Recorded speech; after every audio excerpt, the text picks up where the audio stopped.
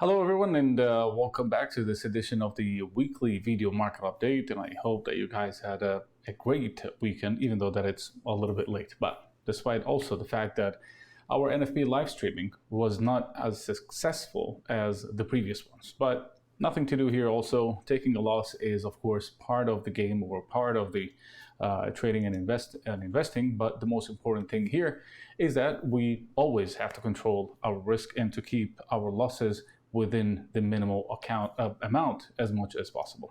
Yet the current move in the market opens the door for more or for new opportunities, of course, ahead of us.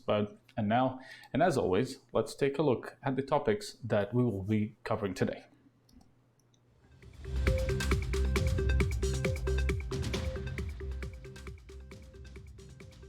The Federal Reserve to start tapering this month, as widely expected, with $15 billion. What does it mean to the markets?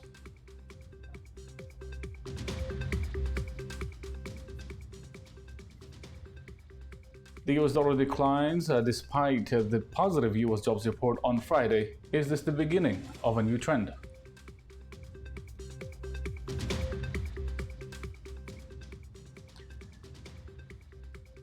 Gold is showing some positive indications and broke above multiple key levels. Is it the right time to buy gold?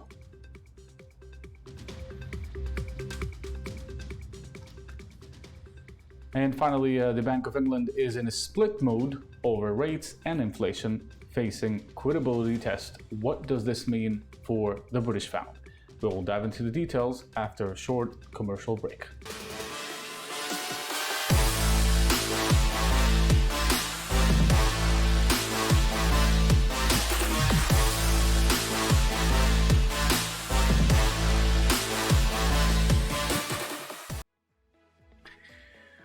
Beginning with of course, the Federal Reserve decision last week, which was one of the key events of last week that everyone was waiting for.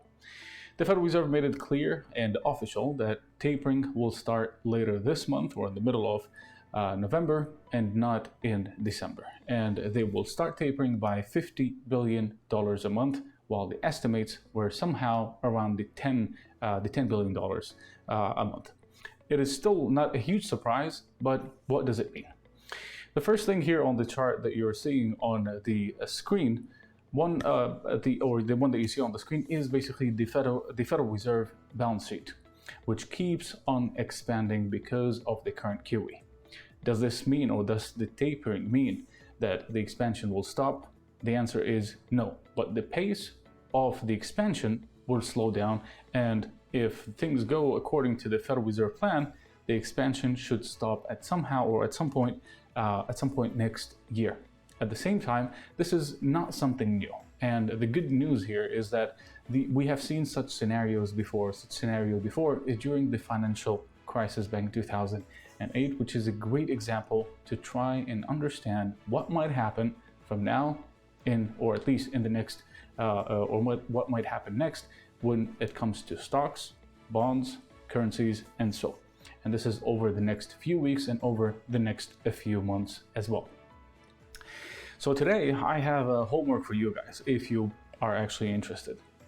Go back and read about the Federal Reserve tapering back in 2013 and have a look at the reaction of various asset classes across the market, and mark the dates of the announcement, when the Federal Reserve also started hinting about QE tapering, and when did it actually happen, and try to diversify between how the market actually reacted over time. And this would help you a lot to understand the market dynamics and explains a lot about how the market will react over the next few weeks and over the next few months. After you do so, leave the answers in the comments, or whatever you note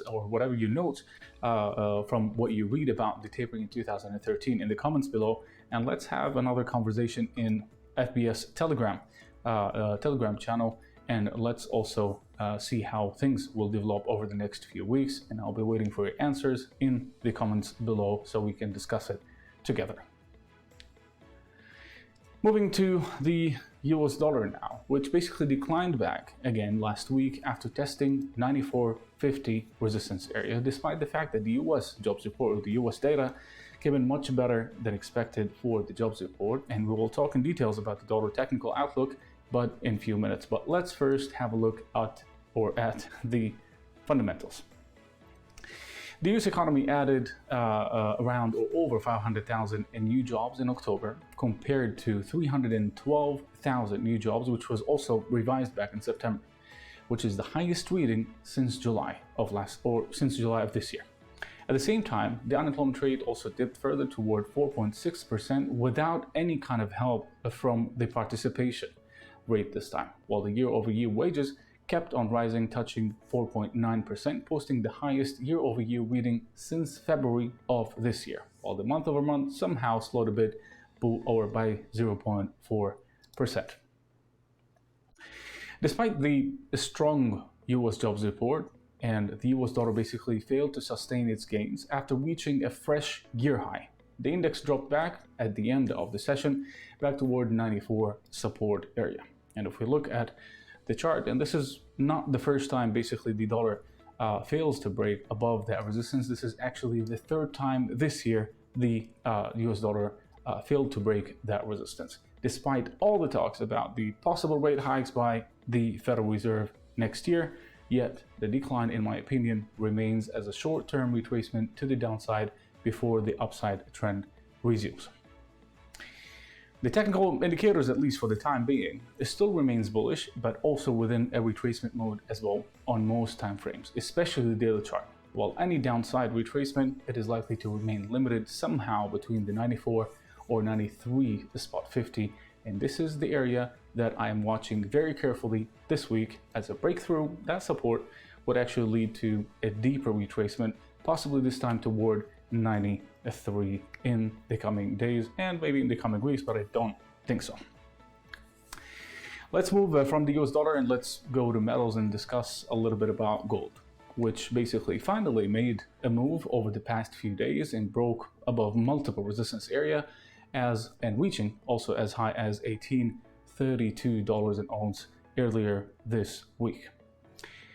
At the same time, and despite the bull run that we have seen already in gold over the past few days, and we have like 4 sessions of consecutive gains in a row, we still need to be very careful over the next few days. Gold still needs to stabilize this week above $1,800 an ounce in order for us to say that the upside move is solid. In addition, gold is testing a very important key resistance, which basically remained solid since July of this year, and also acted as a previous support area back in 2020. Therefore, breaking that resistance won't be very easy. And here we're talking about the $1,830 an ounce. As we wait for the inflation data from the US also this week, this might be very tricky. Gold is benefiting from higher inflation expectation and higher inflation data across the board. Therefore, even if the US dollar index, or even if the US dollar was able to hold some grounds, it should not be surprising to see some sort of stabilization in gold. But I would like to see gold closing this week at least above $1,800 an ounce, which would be at least an early indication for a possible trend ahead, or a new bullish trend ahead. And if so, I will be more than happy to issue a new trade on gold next week, not only on the short term, but also on the medium term as well. Finally, let's talk a little bit about what happened last week with the British pound. I know it might be a little bit late, but it is worth to mention it still. The Bank of England showed a clear split. Some of the members voted to taper QE, another voted for a rate hike. The bank also mentioned that rates might have to rise in the next months due to the inflation and so on. Despite the British pound, the British pound basically saw a notable decline, as you can see on the chart, following the news, despite the fact the Bank of England mentioned it clearly that rates will have to rise soon. Yet, what mattered to the markets back then is what we call the credibility of the Bank of England.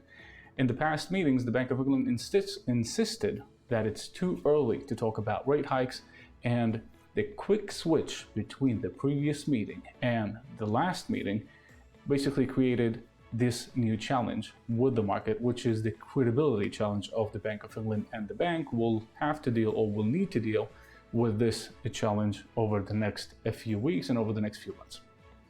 The British pound broke multiple support areas last week, including the solid 1 spot 36 all the way down to 1 spot 34 before retracing back up during this week or earlier this week toward 136 again, which is considered as another solid resistance area and would open a new opportunity for a new short position, at least on the short term, which I will be publishing later on our or on FBS Telegram channel. Make sure that you actually follow us there.